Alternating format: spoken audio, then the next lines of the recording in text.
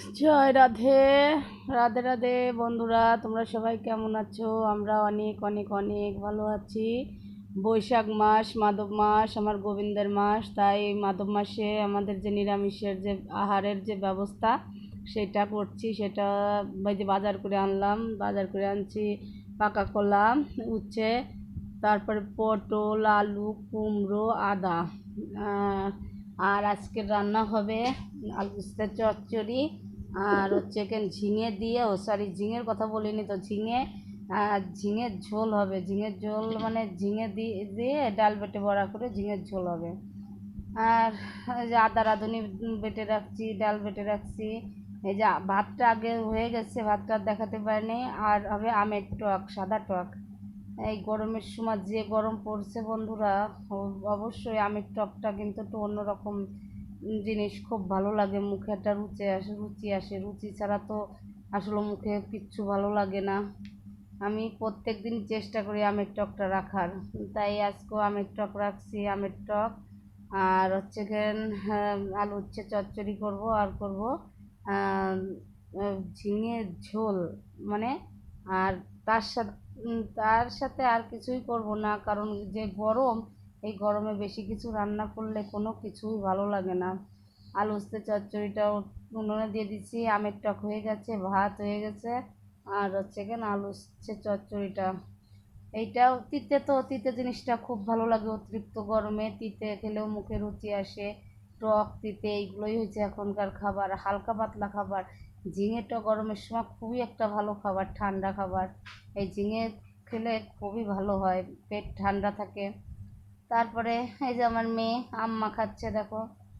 আম caution দিয়ে, আর নিজের হাতের করা কাসন, নিজেদের হাতে করা কাসন তো। আর আমরা আবার কিনে খাই না, কিনে ভালো লাগে না, কিনে কাসন খেতে। তাই কাসন দিয়ে আম মাখাচ্ছে।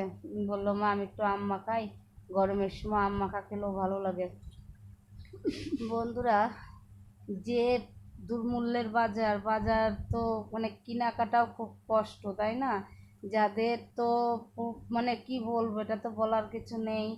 আমার যেমন কেউ নেই, তাই নিজে হাতেই সব কিছু করতে হয়। বাজার ঘাটে গেলেই মাথা নষ্ট হয়ে যায়, মনে হয় কি রেখে কি কিনবো, এত জিনিসের দাম। যে আলু, আগে আমরা কল্পনাও করিনি যে আলু কখনো আমরা 60 টাকা, 70 টাকা, 80 টাকা কেজি আলু কিনে খাবো, কিন্তু তারপরেও খাওয়া লাগছে এখন। যখন যেমন তখন তো তেমন করাই লাগে। আলু উচ্ছে চচ্চড়িটা হওয়ার ভিতরে আর কি, আলু উচ্ছে চচ্চড়ি। আর ওই দিক দিয়ে আমার মেয়ে কাসন দিয়ে আম মাখাচ্ছে।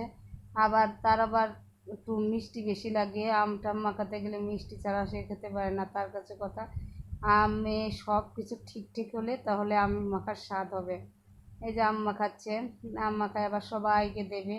ওর আবার একটা গুণ কি, কখনোই নিজে একটা জিনিস খায় না, যাই করুক না করুক সবাইকে দিয়ে তয় খাবে। বন্ধুরা, তোমরা এই গরমে যে যেখান থেকে দেখছো, অবশ্যই সবাই কিন্তু ভালো থেকো, সুস্থ থাকো, কারণ এই গরমে যে যত সাবধানে থাকবা সেটা কিন্তু ততই ভালো। আর আর এই যে আম মাখাও হয়ে গেছে, এখন দেখাচ্ছে, দেখো। আমি ডালের বড়া করে নিচ্ছি। ডালের ভিতর দিয়েছি একটু চিনি স্বাদের জন্য, লবণ, হলুদ সব কিছু দিয়ে সুন্দর করে মেখে নিয়ে তারপরে এই যে বড়া ভাজছি, কারণ ডালের বড়া ভাজতে গেলে আবার একটু তেলটা বেশি করে না দিলে সে বড়া কিন্তু ভালো হয় না। আমরা কিন্তু এই ঝিঙের ঝোলটা অনেক অনেক পছন্দ করি। তোমরা কারা কারা এই ঝিঙের ঝোল খেতে পছন্দ করো, অবশ্যই কিন্তু কমেন্ট করে জানিও। তোমরা কি, আসলে আমি এবার রান্না করি একটু অন্যরকম। এই রান্নাটা আমার শ্বশুরের কাছ থেকে, আমার শাশুড়ির কাছ থেকে শেখা, কারণ এই ঝিঙের ঝোলটা অনেকেই দেশেই কিন্তু খায় না। দেখো, আমার বড়াগুলো ভাজা হয়ে গেছে, এখন ঝিঙেগুলো সুন্দর করে ভেজে নেব। আর আর একটু তেল দিছি না, বড়াগুলো শেষ হয়নি ভাজা, আর একটু রয়েছে, কারণ একটু মনে করি যে অল্প একটু ভিজাবো ডাল, তাতে তো হয় না। আমার আবার একটু সবাইকে একটু দিয়ে খাওয়ার অভ্যাস, কারণ এই নিত্য নতুন জিনিসটা করতে গেলে একা একা খেলে মজা লাগবে না। তো যারা এই ঝিঙের ঝোল কোনো দিন খাওনি, তাহলে কিন্তু অবশ্যই বাড়িতে ট্রাই করে খেতে পারো। ঝিঙেটা এমন কোনো কিছু না, এই সামান্য একটু ডাল ভিজিয়ে রেখে বেটে নিয়ে বড়া করা, জিরে তেজপাতা তেলে দিয়ে তোমার ঝিঙেগুলো সুন্দর করে লাল লাল করে ভেজে নেওয়া লাগবে। এই যে তাতে কিন্তু আমরা কাঁচামরিচ ফোড়া দেবো, এতে কিন্তু কোনো বাটা নেই, বাটা বলতে আদা রাঁধুনি বাটা দেবো। এই আদা রাঁধুনি বাটা দিলে অনেক টেস্ট হয়, আদা রাঁধুনি বাটা ছাড়া ঝিঙের ঝোলটা যেন অসম্পূর্ণ থেকে যায়। তোমরা যারা কখনো রান্না করোনি বা যারা করেছো, তারা যারা করেছো অবশ্যই কিন্তু আমাকে একটু জানাতে পারো তোমরা কেমন করে করো। আমরা কিন্তু ঝিঙের ঝোলটা এরকমই খাই, অনেকে মাছ টাছ দিয়ে খায়, আমরা কিন্তু কোনো দিন মাছ দিয়ে আজ পর্যন্ত খাইনি, মাছ দিয়ে কেমন লাগে আমি জানি না। তবে আমরা সব দিনই জানি যে ঝিঙের ঝোলটা হচ্ছে এইভাবে আমরা রান্না করে খাই। এইভাবে দেখো ঝিঙে হয়ে গেছে, সুন্দর করে লাল লাল করে ভেজে নেওয়া হয়ে গেছে ঝিঙে। তারপরে যে আদা রদুনিটা দিয়ে দিলাম, আদা রদুনিটা বাটনার মতো মশলা করে আর কি, যেমন মানে সব ধরনের বাটনাতে কষে রান্না করা হয়, আমি কিন্তু এরকমই রান্না করি। আবার অনেকে কে কেমন রান্না করে জানি না, আমার জানা মতে অনেকে আবার ওই ঝোলের সময় যখন নামানোর সময় আদা রদুনি বাটাটা দেয়, কিন্তু আমার কাছে মজা লাগে এইটাই বেশি।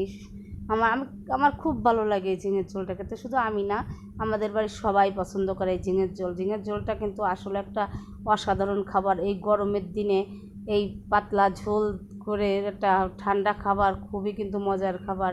অনেকে হয়তো বলবা যে ডাল বেটে বড়া করলে এবার ঠান্ডা হয় নাকি, অবশ্যই ঠান্ডা হয়, তোমরা কিন্তু খেয়ে দেখতে পারো বন্ধুরা। অনেক হয়, দেখো কি সুন্দর একটা কালার এসছে, কালারটা দেখেই কিন্তু পরাণ ভর, খেতেও কিন্তু অনেক অনেক অনেক সুন্দর হয়েছে।